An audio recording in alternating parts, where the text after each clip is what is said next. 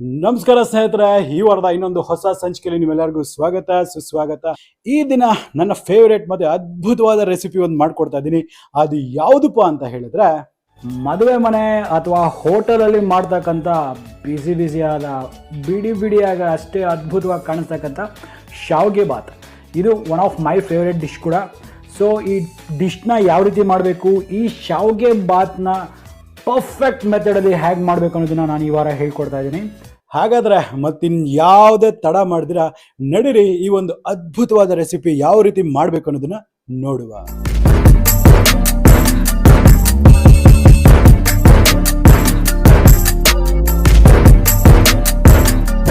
ನೋಡಿ ಸ್ನೇಹಿತರೆ, ಈಗ ನಾನು ಈ ಹೋಟೆಲ್ ಸ್ಟೈಲ್ನಲ್ಲಿ ಶಾವಿಗೆ ಬಾತ್ ಹೇಗೆ ಮಾಡಬೇಕು ಅಂತ ಹೇಳಿದ್ರೆ, ಮೊದಲು ಈ ಶಾವಿಗೆ ಬಾತಲ್ಲಿ ತುಂಬ ಇಂಪಾರ್ಟೆಂಟ್ ಆಗಿರೋದು ಶಾವಿಗೆನ ಕುದಿಸ್ತಕ್ಕಂಥದ್ದು ಅಥವಾ ಶಾವಿಗೆನ ಬೇಯಿಸ್ತಕ್ಕಂಥದ್ದು. ನಾನೇನು ಮಾಡಿದ್ದೀನಿ, ಒಂದು ತಪ್ಪಲೆಯಲ್ಲಿ ನೀರು ಇಟ್ಬಿಟ್ಟು ಈ ನೀರನ್ನು ಚೆನ್ನಾಗಿ ಕುದಿಯೋದಕ್ಕೆ ಬಿಟ್ಟಿದ್ದೀನಿ. ನೀರು ಕೂಡ ಚೆನ್ನಾಗಿ ಕುದೀತಾ ಇದೆ.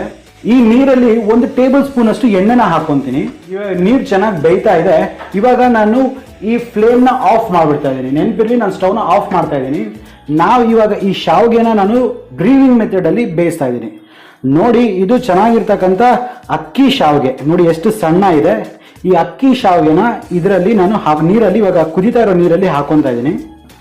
ಪ್ಲೇಟ್ನ ಮುಚ್ಚಿಬಿಟ್ಟು ಒಂದು 3 ಮಿನಿಟ್ಸ್ ಇದನ್ನ ಹಾಗೆ ಇರೋದಕ್ಕೆ ಬಿಡ್ತಾ ಇದ್ದೀನಿ. ಅಂತ ಹೇಳಿದ್ರೆ ಇದು ಬ್ರೀವಿಂಗ್ ಮೆಥಡಲ್ಲಿ ನಾನು ಈ ಶಾವಿಗೆನ ಕುಕ್ ಮಾಡ್ತಾ ಇದ್ದೀನಿ. ಇವಾಗ ಒಂದು 3 ನಿಮಿಷ ಇದನ್ನ ಹಾಗೆ ಬಿಡೋಣ.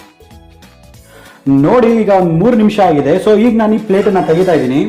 ನೋಡಿ, ಈಗ ಒಂದು 3 ನಿಮಿಷ ಆದಮೇಲೆ ಈ ಶಾವಿಗೆ ಏನಿದೆ ನೋಡಿ, ಪರ್ಫೆಕ್ಟ್ ಆಗಿ ಬೆಂದಿದೆ. ಈ ನೀರಿನ ಬಿಸಿಯಲ್ಲೇ ನಾವು ಮತ್ತೆ ಕುದಿಸೋ ಅವಶ್ಯಕತೆ ಇಲ್ಲ. ಜಸ್ಟ್ ಒಂದು 3 ಮಿನಿಟ್ಸ್ ಬಿಟ್ಟರೆ ಸಾಕು, ಇದು ಚೆನ್ನಾಗಿ ಬೆಂದಿದೆ ಅಂತ ಅರ್ಥ. ನೋಡಿ, ಈಗ ನಾನು ಈ ಸ್ಟ್ರೈನರಲ್ಲಿ ಇದನ್ನು ಸ್ಟ್ರೈನ್ ಮಾಡ್ಕೊತೀನಿ. ನೋಡಿ, ನಾನು ಇದನ್ನು ಸ್ಟ್ರೈನ್ ಮಾಡ್ಕೊಂಡಿದ್ದೀನಿ. ಅದು ಸ್ಟ್ರೈನ್ ಆಗಿದ ತಕ್ಷಣ ಇದರಲ್ಲಿ ಮತ್ತೆ ಇನ್ನು ಸ್ವಲ್ಪ ತಣ್ಣೀರನ್ನ ಹಾಕ್ತಾ ಇದ್ದೀನಿ. ರೀಸನ್ ಏನಪ್ಪ ಅಂತ ಹೇಳಿದ್ರೆ, ಚೆನ್ನಾಗಿದು ಕೂಲ್ ಆಗಿಬಿಡಲಿ ಅಂದ್ಬಿಟ್ಟು.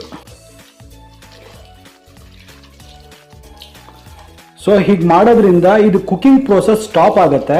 ಇನ್ನ ಬಿಡಿಯಾಗಿ ಇದನ್ನ ಬರೋಕ್ಕೆ ಶುರು ಆಗುತ್ತೆ. ನೋಡಿದ್ರಲ್ಲ, ಈ ಶಾವಿಗೆ ಎಷ್ಟು ಬ್ಯೂಟಿಫುಲ್ ಆಗಿ, ಎಷ್ಟು ಬಿಡಿಯಾಗಿ ಬಂದಿದೆ ಅಂದ್ಬಿಟ್ಟು ಕಾಣಿಸ್ತಾ ಇದೆಯಲ್ಲ. ಸೊ ಇದು ಬಂದರೆ 90% ನಿಮ್ಮ ಡಿಶ್ ಸಕ್ಸಸ್ ಅಂತಾನೆ ಅರ್ಥ. ಕಾಣಿಸ್ತಲ್ಲ. ಇವಾಗ ನಾವು ಈ ಶಾವಿಗೆನ ಪಕ್ಕಕ್ಕಿಡೋಣ. ಈಗ ನಾನು ಇನ್ನೊಂದು ಬಾಣಲಿನ ಇಲ್ಲಿ ಬಿಸಿ ಮಾಡಕ್ಕೆ ಇಟ್ಟಿದ್ದೀನಿ. ಈಗ ಈ ಬಾಣಲೆಯಲ್ಲಿ ಒಂದು 3 ರಿಂದ 4 ಟೇಬಲ್ ಸ್ಪೂನ್ ಅಷ್ಟು ಎಣ್ಣೆನ ಹಾಕೊತಾ ಇದ್ದೀನಿ. ಮತ್ತೆ ಈ ಎಣ್ಣೆನ ಬಿಸಿ ಆಗ್ಲಿಕ್ಕೆ ಬಿಡೋಣ.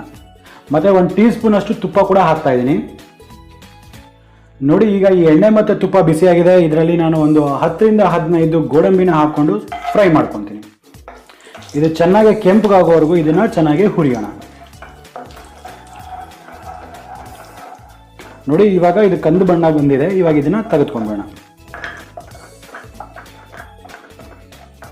ಅದೇ ಕಾದಿರೋ ಎಣ್ಣೆಯಲ್ಲಿ ಒಂದು ಅರ್ಧ ಚಮಚದಷ್ಟು ಸಾಸಿವೆ, ಒಂದು ಚಮಚದಷ್ಟು ಕಡಲೆಬೇಳೆ, ಒಂದು ಅರ್ಧ ಚಮಚದಷ್ಟು ಉದ್ದಿನಬೇಳೆ, ಮತ್ತೆ ಒಂದು ಸ್ವಲ್ಪ ತುರಿದಿರ್ತಕ್ಕಂಥ ಶುಂಠಿ, ಇವೆಲ್ಲವನ್ನ ಹಾಕಿ ಚೆನ್ನಾಗಿ ಇದನ್ನ ಬಾಡಿಸ್ಕೊಳ್ಳೋಣ. ನೋಡಿ, ಈಗ ಈ ಬೇಳೆ ಎಲ್ಲ ಚೆನ್ನಾಗಿ ಫ್ರೈ ಆಗಿದೆ. ಈ ಟೈಮಲ್ಲಿ ನಾನು ಇದರಲ್ಲಿ ಇದಕ್ಕೆ ಬೇಕಾಗಿರ್ತಕ್ಕಂಥ ಹಸಿಮೆಣಸಿನ್ಕಾಯಿನ, ಉದ್ದಿಗೆ ಹಚ್ಚಿರ್ತಕ್ಕಂಥ ಹಸಿಮೆಣಸಿನ್ಕಾಯಿನ ಹಾಕೊತಾ ಇದ್ದೀನಿ. ನಿಮಗೆ ಎಷ್ಟು ಖಾರ ಬೇಕೋ ನೀವು ಅದನ್ನು ಅಡ್ಜಸ್ಟ್ ಮಾಡ್ಕೋಬೋದು. ಅದರೊಟ್ಟಿಗೆ ಒಂದು 2 ಎಸಳು ಕರಿಬೇವಿನ ಸೊಪ್ಪುಗಳನ್ನ ಹಾಕ್ತಾ ಇದ್ದೀನಿ. ಇದನ್ನು ಕೂಡ ಅಷ್ಟೇ ಚೆನ್ನಾಗಿ ಫ್ರೈ ಮಾಡ್ಕೊಳ್ಳೋಣ. ನೋಡಿ, ಈಗ ಇದೆಲ್ಲ ಚೆನ್ನಾಗಿ ಫ್ರೈ ಆಗಿದೆ. ಈಗ ಒಂದು 10 ಗ್ರಾಮ್ ಅಷ್ಟು ಹಸಿ ಬಟಾಣಿ ಹಾಕಿದ್ದೀನಿ. ಜೊತೆಗೆ ಒಂದು ಮೀಡಿಯಂ ಸೈಜಿನ ಈರುಳ್ಳಿ, ಮೀಡಿಯಮ್ ಆಗಿ ಹಚ್ಚಿರ್ತಕ್ಕಂಥ ಈರುಳ್ಳಿ ಹಾಕೊತಾ ಇದ್ದೀನಿ. ಮತ್ತೆ ಒಂದು 2 ಚಿಟಿಕೆ ಅಷ್ಟು ಅರಿಶಿನ, ಮತ್ತೆ ಇದಕ್ಕೆ ಬೇಕಾದ ರುಚಿಗೆ ತಕ್ಕಷ್ಟು ಉಪ್ಪು, ಇವೆಲ್ಲವನ್ನ ಹಾಕಿ ಇದು ಚೆನ್ನಾಗಿ ಕಂದು ಬಣ್ಣಕ್ಕೆ ತಿರುಗೋವರೆಗೂ ಅಥವಾ ಆನಿಯನ್ಸ್ ಅದರ ಕಂದು ಬಣ್ಣಕ್ಕೆ ಬರೋವರೆಗೂ ಇದನ್ನು ಚೆನ್ನಾಗಿ ಹುರಿಯೋಣ. ಇದು ಎನಿವೇರ್ ಬಿಟ್ವೀನ್ ಒಂದು 2 ಮಿನಿಟ್ಸ್ ಆದ್ರೂ ಇದು ಚೆನ್ನಾಗಿ ಇದರಲ್ಲಿ ಮಿಕ್ಸ್ ಆಗಬೇಕು, ಚೆನ್ನಾಗಿ ಫ್ರೈ ಆಗಬೇಕು. ನೋಡಿ, ಒಂದು 2 ಮಿನಿಟ್ಸ್ ಚೆನ್ನಾಗಿ ಫ್ರೈ ಆಗಿದೆ. ಈ ಬಟಾಣಿ ಮತ್ತೆ ಈರುಳ್ಳಿ ಎಲ್ಲ ಚೆನ್ನಾಗಿ ಫ್ರೈ ಆಗಿದೆ. ನೋಡಿ, ನಾವು ಆಗಲೇ ಮಾಡಿಟ್ಟಿರ್ತಕ್ಕಂಥ ಬಿಡಿ ಆಗಿರ್ತಕ್ಕಂಥ ಬ್ರೀವಿಂಗ್ ಮೆಥಡಲ್ಲಿ ಬೇಯಿಸಿರ್ತಕ್ಕಂಥ ಈ ಅಕ್ಕಿ ಶಾವಿಗೆನ ಇವಾಗ ಇದರಲ್ಲಿ ಹಾಕೊಳ್ಳೋಣ. ನೋಡಿ, ಎಲ್ಲರೂ ಇದನ್ನ ಹಾಕ್ತೀರಾ, ಬಟ್ ಮಿಕ್ಸ್ ಮಾಡೋದು ಕೂಡ ಒಂದು ಟೆಕ್ನಿಕ್ ಇದೆ. ಇದನ್ನ 2 ಸ್ಪೂನ್ ಮೆಥಡ್ ಅಂತ ಕರಿತೀವಿ.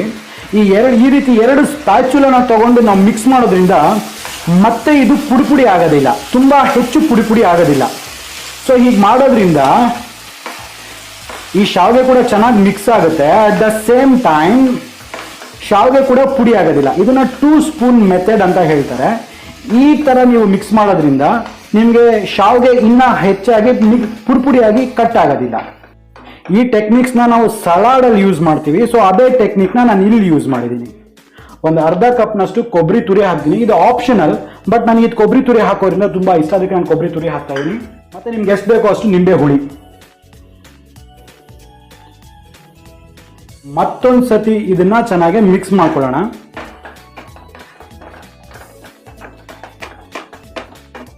ಈಗ ನಾವಾಗಲೇ ಫ್ರೈ ಮಾಡಿಟ್ಟಿರ್ತಕ್ಕಂಥ ಗೋಡಂಬಿನ ಸಹ ಆ್ಯಡ್ ಮಾಡ್ಕೊತಾ ಇದ್ದೀನಿ.